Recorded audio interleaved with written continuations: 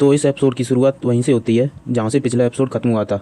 उस tree demon ने demon Lord को एक खाई में गिरा दिया था और फिर वह अपनी जायंट फॉर्म में भी आ चुका था।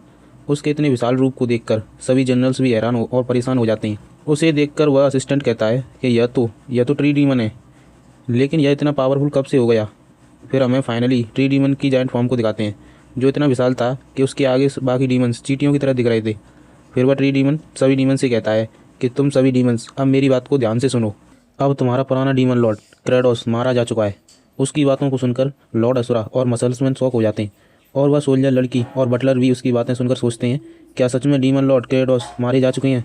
क्या वह इतने कमज़ोर हो गए थे? बाकी डीमंस भी घबराए हुए उसी की बातें सुन रहे थे। वह ट्री डीमन कहता है कि अब से मैं नया डीमन लॉर्ड हूँ और तुम सब वही करोगे जो मैं करने को कहूँगा।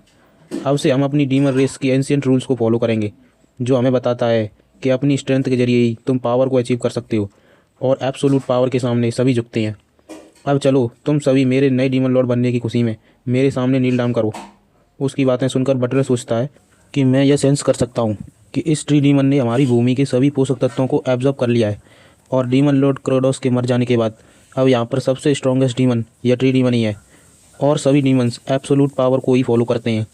और यह कहकर वह उसके सामने नील डाउन कर देता है, जिसे ऐसा करता देख बाकी जनरल्स भी हार मान जाते हैं और वह सोल्जर लड़की सोचती है कि यह कुछ ऐसा है जिससे हम लड़ नहीं सकते हैं और फिर वह भी अपने नील डाउन कर देती है और धीरे धीरे बाकी जनरल्स भी उसके सामने झुककर उसे ग्रीटिंग पेश करते हैं।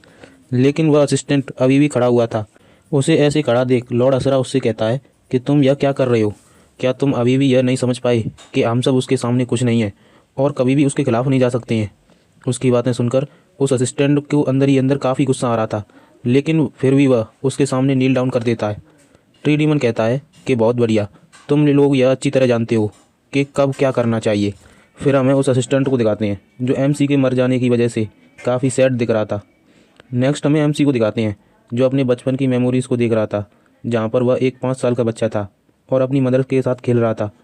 उसकी मदर उसे कहती है कि जियोन सेओल, क्या तुम मम्मा के साथ लुक्का छुपी खेलोगे? एमसी को सोते हुए कहता है कि ओके मम्मा। उन्हें देखकर डीमन लॉर्ड सोचता है कि क्या यह वही दिन है या फिर यह कोई सपना है।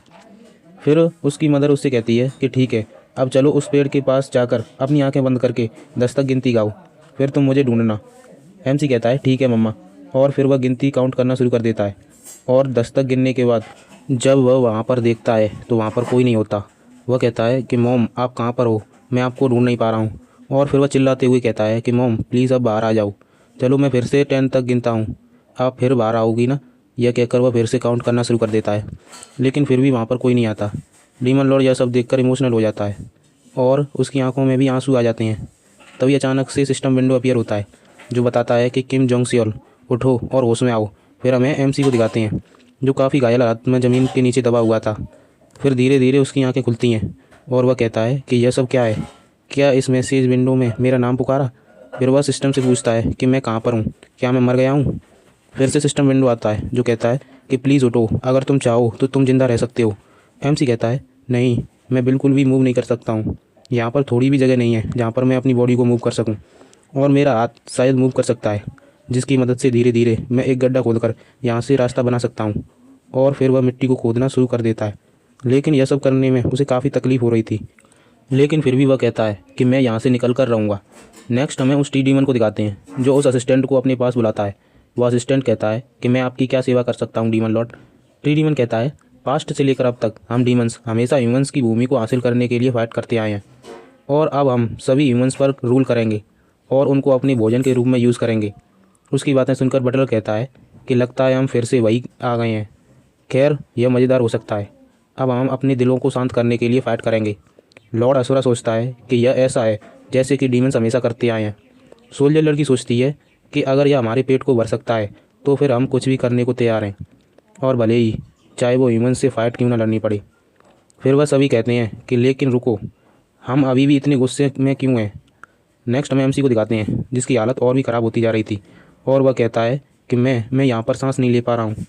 नेक्स्ट हमें फिर से डीमन को दिखाते हैं जो सभी डीमन से कह रहा था कि डीमंस अपने अपने सभी हथियारों को उठा लो और अब हम वॉर के लिए जा रहे हैं। सभी डीमंस उसके सामने झुकते हुए कहते हैं कि जैसा आप कहो डीमन लॉर्ड। वह असिस्टेंट उससे कहता है कि डीमन लॉर्ड अभी वॉर करना असंभव है। उसकी बातें सुनकर वह ट्री डीमन गुस्से से कहता है कि क्या तुमने अभी क्या कहा? वह असिस्टेंट उससे कहता है कि अभी के लिए डीमन रेस के पास भोजन के रूप में सिर्फ आलू हैं, हमारे पास वॉर के लिए पर्याप्त प्रावधान नहीं है। उसकी बात सुनकर वह ट्री डीमन उससे कहता है, क्या तुम हमेशा से ही एक मूर्ख थे? हमारे पास पहले से ही भोजन की अच्छी व्यवस्था है। यह कहकर वह एक रूट को निकालता है और उससे उस छोटी बच्ची को पकड़ लेता है। उसके ऐसा करता देख उस बच्ची का फादर भी घबरा जाता है और उसे रोकने का ट्राई करता है। यह सब देखकर लॉर्ड असुरा कहता है कि अब यह क्या करने की कोशिश कर रहा है। वह ट्री डीमन उस बच्ची को पकड़कर अपने पास लाते हुए कहता है कि कमज़ोर और बेकार डीमंस, इन्हें हम अपने भोजन के रूप में यूज़ कर सकते हैं। वह बच्ची उससे कहती है कि नहीं, हम ऐसा कुछ नहीं करेंगे।